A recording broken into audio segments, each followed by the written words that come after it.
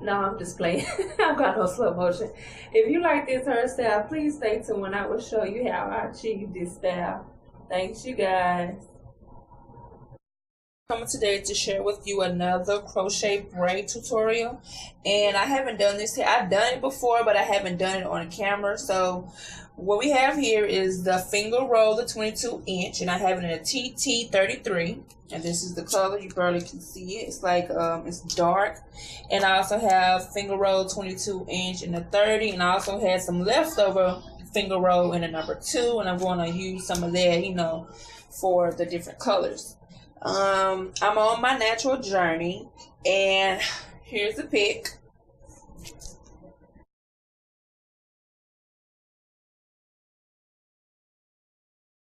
At this point, I already washed my hair.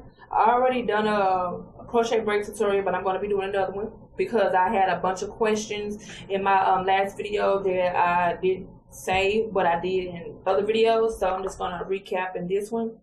I already showed you what kind of hair I was going to be using. Is the finger roll in the number 33, 30, and in the leftover number 2. And after I washed my hair, blow dried, I was asked what did I use in my hair because I'm going natural. I use this. Okay, off this bottle I put water maybe halfway up or not even halfway. I use my favorite leave-in conditioner, any kind. It could be whatever leave-in conditioner you like. Add that, and then I also added some vitamin E oil. I was asked where did I get my vitamin E oil. Different stores have them for different prices. I found one at an African store, and it was 99 cents, and it was a small bottle. I recently purchased another one. It was about a little bit big, about this size maybe, and it was like $3.99. So different stores have them for different prices. So as long as it's vitamin E oil, I use it. It's for to help your hair grow. And yes, I cut off all the perm off of my hair because I am going natural. So I'm going to keep up my crochet braids for the time being. I hope you guys can stay with me on my journey. And at this point, I'm just going to spray my hair with my little tonic that I mixed up. You know, it's all the necessary things, the water, the conditioner, and vitamin E oil. And my hair is still kind of damp. So I just rub that through. And I'm just going to blow dry my hair. And I will be right back after I finish blow drying my hair. Right, and at this point it kind of look like my hair is all straight. It's because I use this my hot tool I got from for my birthday, and it's got a comb on it, and as I blow dry with hot heat, I comb it so it kind of like straighten it out as if it was a hot comb. So that's what I use, and it kind of made it straight instead of fluffy, and you know, my natural look and my natural state. And that's why I like my blow dryer. So I'm using off inside of my hair when I braid is some extension hair, some synthetic hair, whatever you want to call it. This is some expression hair that I had left over, and I'm going to use it for my braids. And the reason why I use some braiding hair for my braids is because I like for my braids to stay a long time. Like if I want to leave them in for a month or 2 months, this is where I use the hair so I can keep them in that long. And it also gives it an extra security. Instead of me tying them around my hair, I can tie, you know, around the actual synthetic hair off the side of my head, because it'll give it, I can tighten it as much as I want and not damaging my hair when I take them out too. So I'm just gonna start parting and braiding. What I'm gonna do first is I'm just gonna part off, because I like to do my invisible part. If you go back to my other video, I showed you how to do the invisible part. That's one of the things that I did explain. And I'm just going to braid my hair, and I will be right back. A brief pause in between my braiding just to show you guys the technique that I use to get my invisible part. I normally use just 2 braids like in the middle of my head, but since I want it more fuller, since I'm going to be using the whole 2 bags and a half, I want it to be real full. So I just put an extra braid. So I have 4 small little braids right here on the top, and I understand that my braids are back a little bit. I do that so I won't pull out my edges, and then I just fill my hair in right here with crochet braids so it can look more natural. And also the back, I had a question on that. How do I make my braids stay at the back, you know, without that big old knot? I do have a big knot, but you ain't gonna be able to see it because I'm going to sew it down really good, and I will come back to show you that too. But at this point, I braided one to the left and then the other one to the right, and I connected them at the back, and this is how it looks. And that is the braid that I use. And the reason why I use my braid like that in the C is because I can pull it up and it won't show anything back there. And I also, if it started to get ragged, I could just brush it up. I don't have to, you know, gel it or anything like that.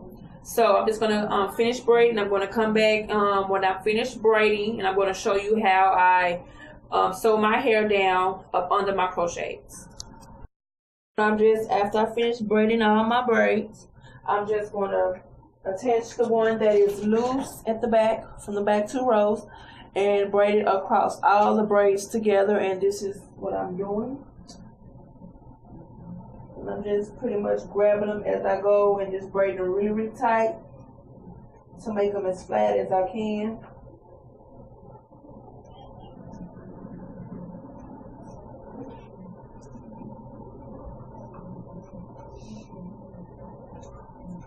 So after I do that, I'm going to braid it all the way to the end.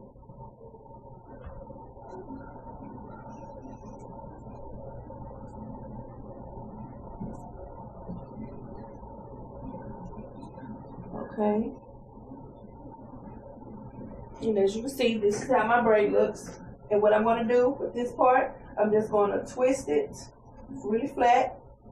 And then I'm going to just push it real flat together like that. And then I'm just going to sew my hair, as you guys can see. Like I said, I'm going to grab this end, flip, push it flat, and that's how I do it. And I'm just going to sew it in, and then I'll be ready to crochet. I'm finished putting the crochet braids in. And I put the half a pack that I had left over was a number 2. I put it like right here in the front, and as you guys can see, hopefully my my invisible part that I created, and it made it look like it's 2-tone. See, the dark and then we get light. And this side I already cut it and everything, and I just wanted to come with you guys to share with you how I cut and do the other side. So this side has not been cut. You see it has the long layers. This side has been cut already, so this is what I use. Okay, this is also the vitamin E oil that I want to show you guys, and like I said, it costs $3.99. And what I do to define my curls more, first of all, I just go down and cut in layers on the side. This is how I do it. Just, you know, cut off to make my layers.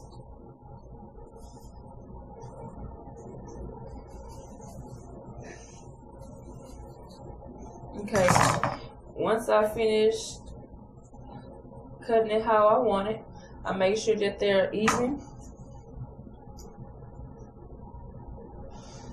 And then I put up in this spray bottle, I put some water halfway, and then I put glycerin, not halfway, but I use, as you can see, I just put glycerin in there, and I'm just going to shake it up, and I'm just going to spread, not too much, but it's to define my curl. This is what I use the glycerin for. You also can use the glycerin for your hair too. Since I'm natural, I use it to soften and to detangle you. I also use it to soften and detangle my hair too.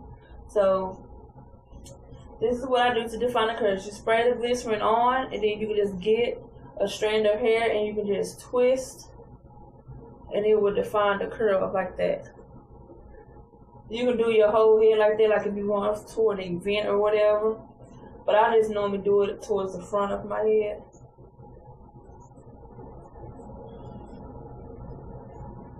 Just to loosen up some of the, maybe the bulkiness, because when you first do it, you know how when you first do a hairstyle, it be kind of bulky, so that's why I do that towards the front.